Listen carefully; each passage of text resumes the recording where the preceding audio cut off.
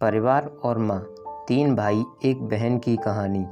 एक गांव में एक सुखी परिवार रहता था। उस परिवार में तीन भाई और एक बहन थी। उनके माँ बाप चारों से बेहद प्यार करते थे, मगर बीच वाले बेटे से थोड़ा परेशान थे, क्योंकि बड़ा बेटा पढ़ लिख कर डॉक्टर बन गया और छोटा बेटा भी पढ़ लिख कर इंजीनियर बन गया था। मगर उनका बीच वाला बेटा बिल्कुल गँवार और आवारा ही बनकर रह गया। उनके दो बेटे डॉक्टर और इंजीनियर ने शादी भी कर ली थी और कुछ महीनों के बाद ही उनकी बेटी की भी एक अच्छे घराने में शादी हो गई थी। मगर बीच वाला बेटा अभी भी कुंवारा ही था, क्योंकि वह बिल्कुल अनपढ़ था और कहीं पर मजदूरी का छोटा सा काम करता था। इसलिए उसे शादी के लिए कोई भी लड़की नहीं मिल रही थी और उसके माँ बाप उससे बहुत परेशान हो चुके थे।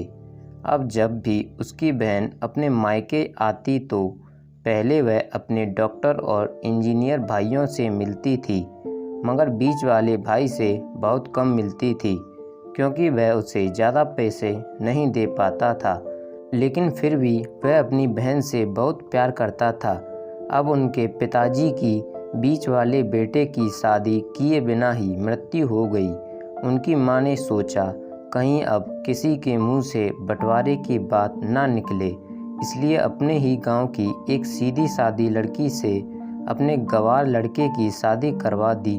शादी होते ही न जाने क्या हुआ, अनपढ़ बेटा मन लगाकर काम करने लगा और पहले से कहीं ज़्यादा मेहनत भी करने लगा। अब तो उसे कोई भी दोस्त बुलाने आता तो वह उससे यही कहता था कि भाई पहले तो मैं जैसे तैसे अकेला कमा कर खा लेता था, मगर अब मेरी शादी हो गई है तो मुझे अपनी पत्नी के लिए भी कमाना पड़ता है और कल को आने वाले बच्चों के लिए भी तो कुछ जोड़ना ही पड़ेगा। इसलिए दोस्त अब मैं तेरे साथ नहीं घूम सकता। यह कहकर उसका गंवार लड़का सीधा अपने काम पर निकल जाता है। उसके दोनों भाई डॉक्टर और इंजीनियर आपस में बात करते हैं कि हम दोनों तो उस गंवार से कहीं ज़्यादा पैसे कमाते हैं, इसलिए हम सब घर और ज़मीन का बंटवारा कर लेते हैं और उस गंवार से अलग हो जाते हैं, क्योंकि वह हमारे बराबर कभी भी नहीं कमा सकता। इसलिए उन दोनों भाइयों ने अपनी माँ के लाख मना करने के बावजूद भी बंटवारे की तारीख तय कर दी और उन्होंने अपनी बहन को भी बुलवा लिया और अपने गंवार भाई से भी कह दिया कि आज तुम अपने काम पर मत जाना, क्योंकि हम सब आज घर और ज़मीन का बंटवारा करेंगे। उसी वक्त उनकी बहन भी आ जाती है। उसका गंवार भाई कहता है कि तुम लोग बंटवारा कर लो, मुझे जो भी देना हो दे देना, मैं शाम को आकर अंगूठा लगा दूंगा। तभी उसकी बहन कहती है, अरे बेवकूफ़, तू तो अनपढ़ ही रहेगा, ज़मीन का हिस्सा तो आमने सामने बैठकर ही होता है। तभी उनके दोनों भाई उसको उल्टा सीधा कहते हैं। तब उनकी माँ भी उससे कहती है कि बेटा आज तू काम पर मत जा, बंटवारा तेरे सामने ही होगा तो ही अच्छा है। उसी वक्त वकील भी आ जाता है।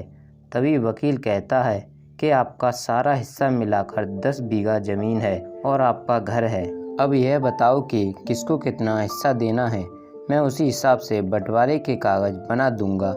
उसी वक्त उसका गंवार भाई कहता है कि वकील साहब 5-5 बीघा ज़मीन मेरे दोनों भाइयों के नाम लिख दो और यह जो हमारा मकान है यह मेरी प्यारी बहन के नाम कर दो।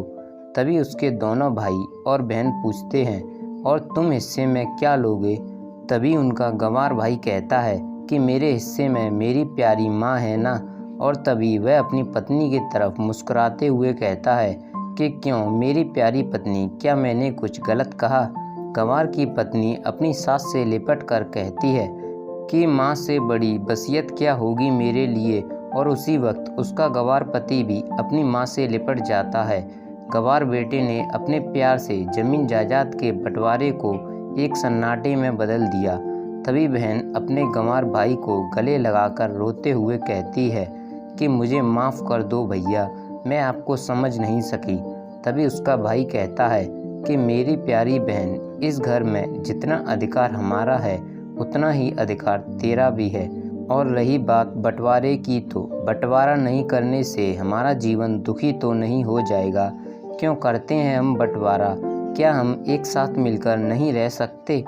जैसे हम बचपन में मिलकर रहते थे। एक साथ मिलकर रहने को कहते हैं एक अच्छा परिवार, और अच्छे परिवार को संभालती है एक माँ।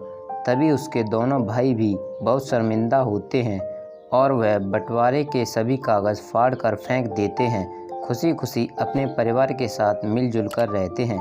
दोस्तों, उम्मीद करते हैं आपको यह कहानी पसंद आई होगी।